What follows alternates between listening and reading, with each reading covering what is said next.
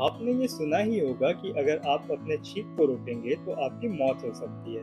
पर क्या सच में ऐसा हो सकता है? वैसे देखा जाए तो हमारे छींक में काफ़ी फ़ोर्स होता है और उसे रोकने का मतलब होगा कि ये सारी एनर्जी आपके बॉडी के अंदर ही रह जाएगी।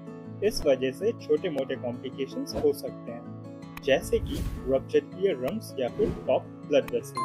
पर कई लोगों ने कोलैप्स्ड लंग्स और ब्रेन एन्युरिज्म्स होने का भी क्लेम किया है, पर इन क्लेम्स को कभी वेरीफाई नहीं किया गया।